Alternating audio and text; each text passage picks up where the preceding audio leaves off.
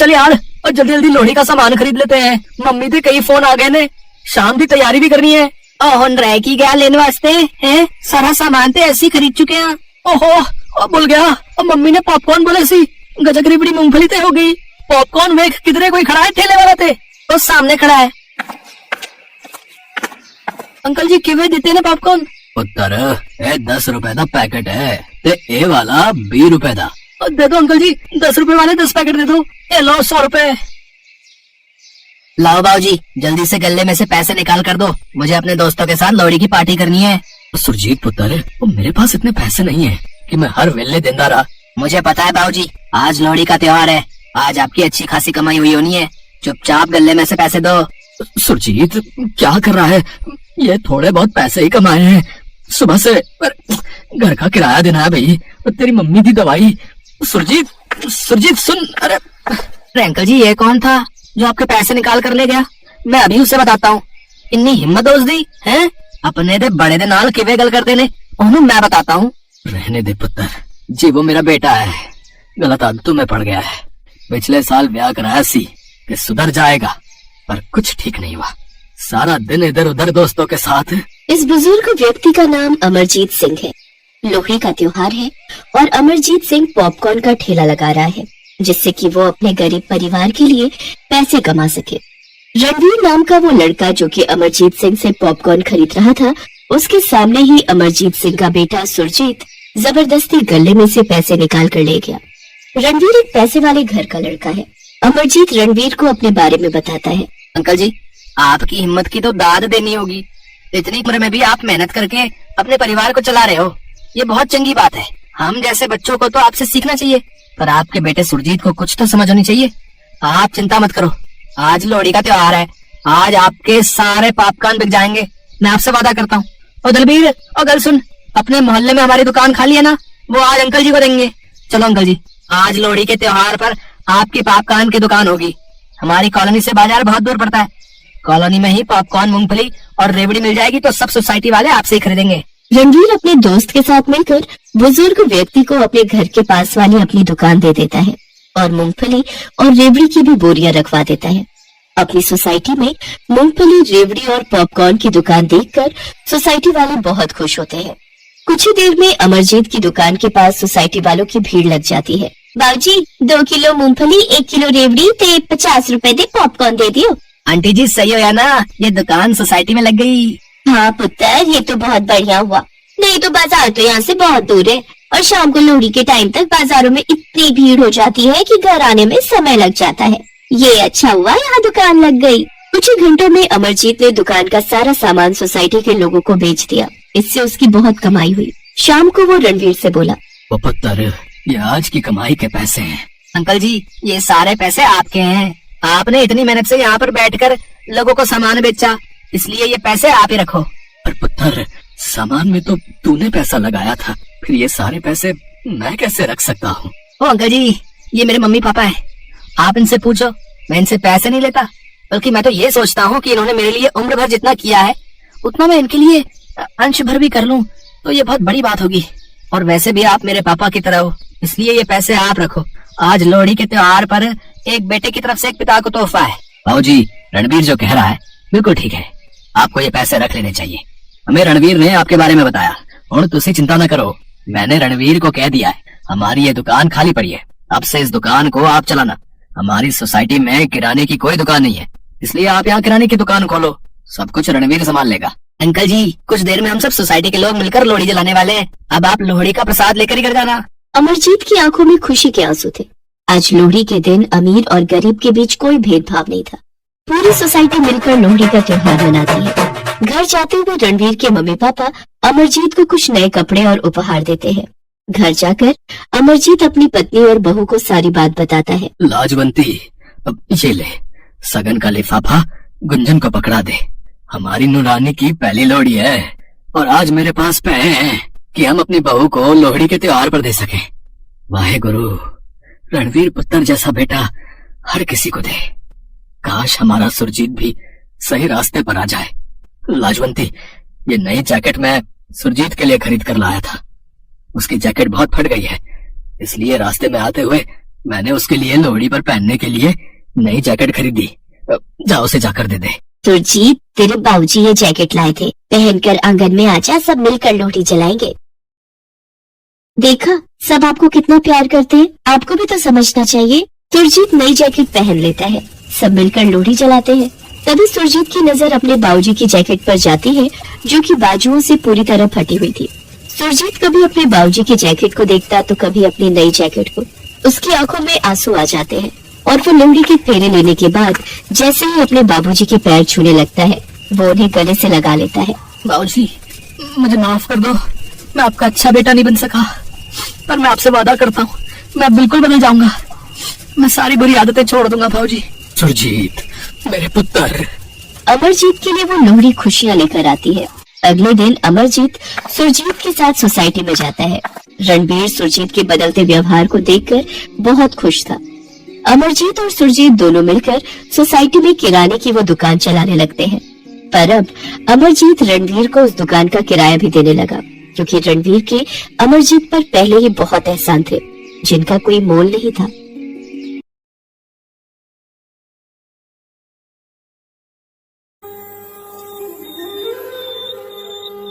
ये कहानी है गरीब रानी और उसकी दादी लीलावती की। रानी 10 साल की थी और अपनी दादी के साथ एक टूटी फूटी झोपड़ी में रहती थी। उसके माता पिता का कुछ साल पहले देहांत हो गया था। तब से रानी का ख्याल उसकी दादी ही रखती आई थी। हालांकि लीलावती के लिए खुद का और रानी का पेट पालना बहुत मुश्किल था। बढ़ती उम्र की वजह से वो कुछ काम नहीं कर पाती थी, लेकिन उससे जो बन पड़ता था वो करती थी। वो पापड़ बनाकर उन्हें बेचती थी। रानी को ये सब देखकर बिल्कुल अच्छा नहीं लगता था।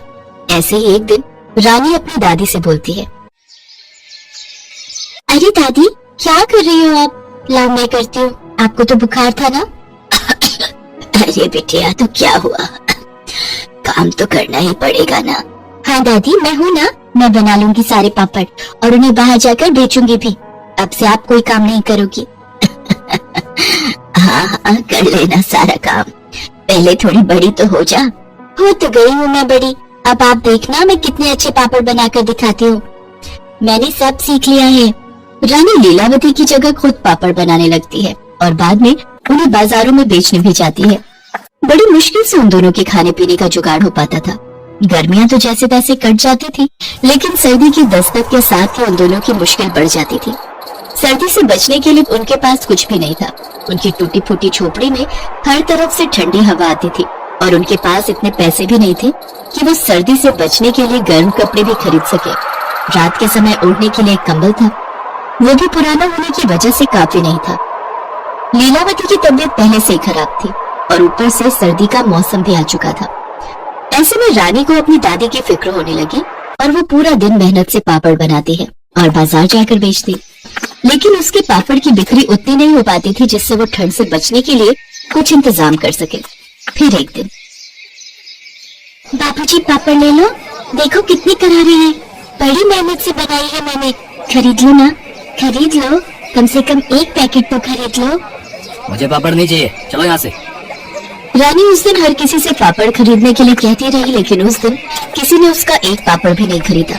उस दिन ठंड से उसका बुरा हाल था, ऊपर से पापड़ नहीं बिकने से वो बहुत उदास थी। तभी एक औरत उसके पास आई और बोली, अरे बेटा, कैसे दिए पापड़?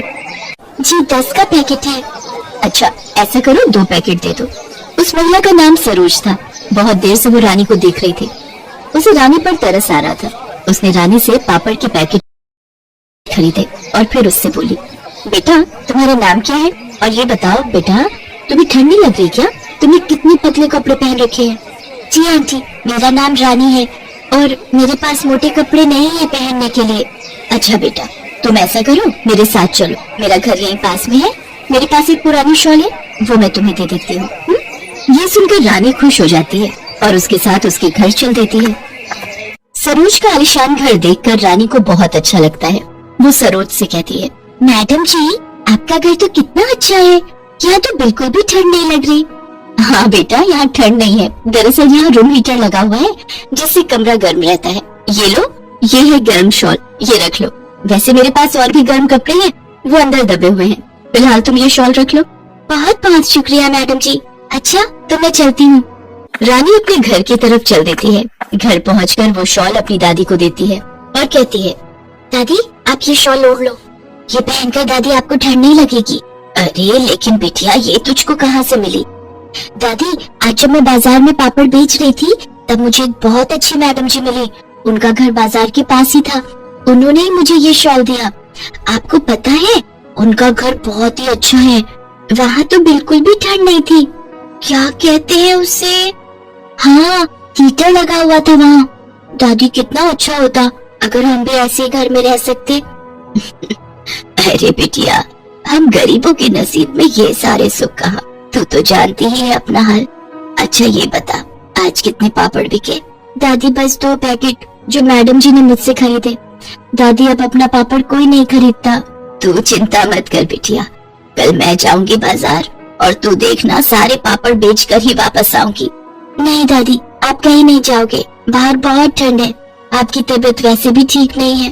लेकिन बिटिया मैं कब तक ऐसे पड़ी रहूंगी? खाने को कुछ नहीं है बिटिया, मान जा मेरी बात, मुझे जाने दे। रानी दादी की एक नहीं सुनती, दूसरे दिन भी खुद ही पापड़ बेचने चली जाती है। सरोज का दिया शॉल भी दादी के पास छोड़कर जाती है और ठंड से कांपती हुई पापड़ बेचने की कोशिश करती रही, लेकिन अब भी कोई उससे पापड़ नहीं खरीद रहा था। इत्तेफाक से सरोज उस दिन भी बाजार से गुजरी। उसने जैसे रानी को फिर उन्हीं पतले और फटे पुराने कपड़ों में देखा तो उसके पास जाकर गुस्से से बोली, रानी ये क्या? मैंने तुम्हें जो कल शॉल दी थी वो कहाँ है? तुमने कहा था मेरे पास मोटे कपड़े नहीं है, और मैंने जो तुम्हें शॉल दी वो तुमने पहना क्यों नहीं? मैडम जी माफ करिए, लेकिन उस शॉल की मुझसे ज्यादा दादी को जरूरत थी। ठंड से उनका बुरा हाल है, कल तो उन्हें तेज बुखार भी था, इसीलिए वो शॉल मैंने उन्हें दे दिया।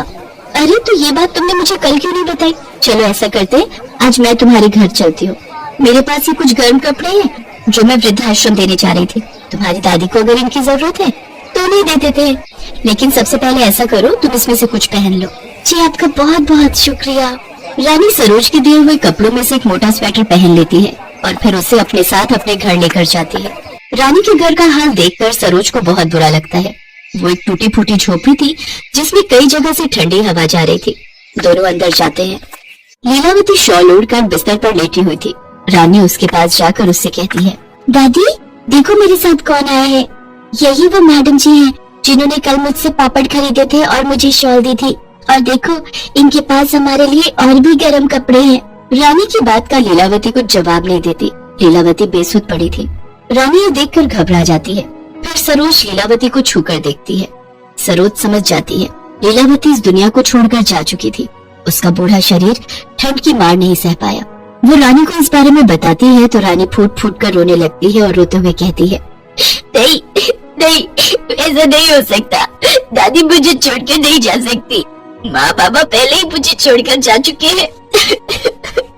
और अब दादी उठो ना, तुमने कहा था पापड़ बेचने जाओगी, मैं आपको नहीं रोकूंगी। बस एक बार तो उठ जाओ दादी। रानी की कोशिशें बेकार थी। लीलावती जा चुकी थी। रानी का रो रो कर बुरा हाल था। वो बिल्कुल अकेली रह गई थी।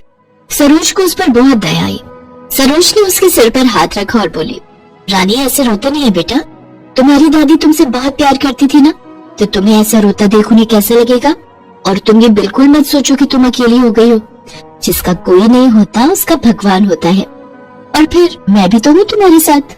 सरोज खुद एक विधवा थी और उसकी कोई संतान भी नहीं थी।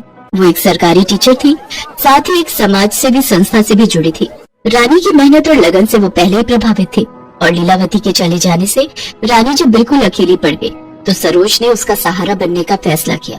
वो रानी को अपने साथ अपने घर ले आई और बोली, रानी आज से तुम यहीं रहोगी, मेरा भी इस दुनिया में कोई नहीं है तुम्हारे सिवा। सरोज की बात सुनकर रानी चौंक जाती है। वो एक टक सरोज को देखती रहती है और कुछ नहीं कहती, लेकिन उसकी आंखों से बहते आंसू बहुत कुछ कह रहे थे। एक तरफ दादी के जाने का गम था, दूसरी तरफ माँ समान सरोज का साथ भी उसे मिल गया था। सरोज ने रानी को गले से लगाया और यहाँ से सब कुछ बदल गया। रानी को किसी बात की कमी नहीं थी। सरोज ने रानी को पढ़ाया, लिखाया और अपनी तरह काबिल बनाया। इस सब के बावजूद रानी उन रातों को कभी नहीं भुला पाई जो उसने अपनी दादी के साथ ठिठुरते हुए बिताई थी। वो भी सरोज के साथ उस समाज सेवी संस्था से जुड़ गई। और हर उस कोशिश में जुट गई कि किसी लीलावती को ठंड के चलते जान न गंवानी पड़े।